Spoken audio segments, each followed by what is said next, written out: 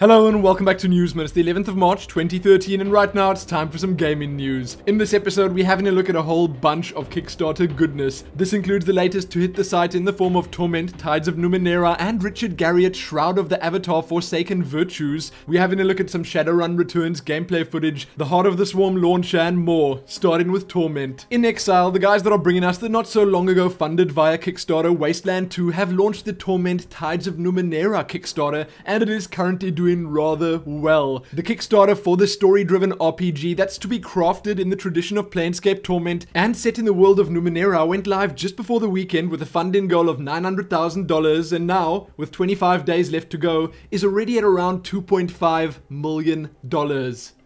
That's crazy. That first million only took around 6 hours to reach, which is even more crazy and the fastest ever on Kickstarter, with second now being the Ouya. The game itself, or at least the idea being presented, looks and sounds great thus far. I can't even begin to explain all the goodness In Exile have planned, but try this. Imagine an immense story-driven experience set in a rich game world filled with everything that made the classics like Planescape Torment, Baldur's Gate and Icewind Dale as amazing as they are.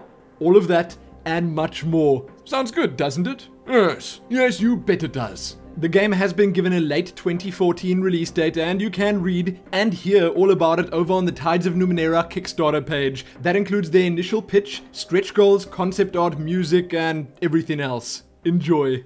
Next up, another new Kickstarter. Lord British is back with Shroud of the Avatar, Forsaken Virtues. We've been told that Shroud of the Avatar is the first installment of Richard Garriott's new vision and represents the reinvention of the classic fantasy role-playing genre which he himself pioneered. It's going to be a fantasy role-playing game that'll focus more on player choices and discovery than on level grinding, which sounds really good to me and apparently a whole lot of other people too. The goal for the Kickstarter was set at $1 million and has already reached the $750,000 mark with a good 25 days to go. Shroud of the Avatar Forsaken Virtues will feature online and offline play, a large fully interactive game world, deep original fiction, a classless character system, player housing, PvP, a real crafting system that actually matters and most importantly, the option to do whatever you want. Much like how it was in Ultima Online. All of that and much more that you'll have to read about below. Richard Garriott was also brave enough to show some pre-alpha gameplay footage, which not a lot of people do at this point in Kickstarter projects, and I guess it isn't looking bad. Check the lot of it out and be sure to let me know what you think about both the Tides of Numenera and Shroud of the Avatar Kickstarters.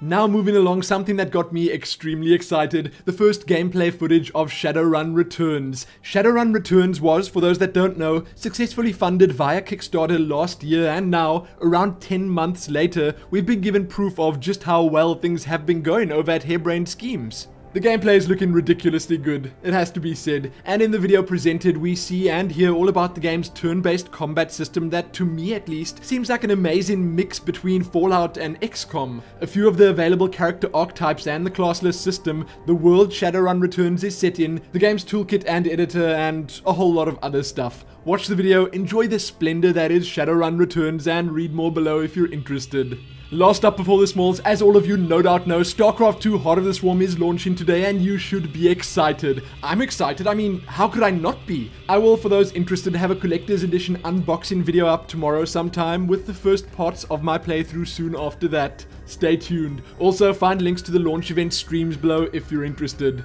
Which, as I mentioned, you should be. With that done, let's have a look at the smalls, starting with the fact that Dreamfall Chapters has been fully funded and then some. It's official now. Then have a look at the interesting looking Pulse Kickstarter. Age of Empires 2 HD has been announced. Dead Space 3's Awakened DLC is launching tomorrow. Nvidia have announced Physics and Apex support for PS4. You can now pre-order the Piston, which is the first of the third-party Steam boxes for the ridiculous sum of $1,000. Irrational Games are teasing a Bioshock Infinite commercial. EA have registered Plants vs. Zombies Adventures domain names and are hinting at a Battlefield 4 reveal on March the 26th. A new playable character for Borderlands 2 has been teased, and finally, read all about the goals and inspirations for the new Thief game.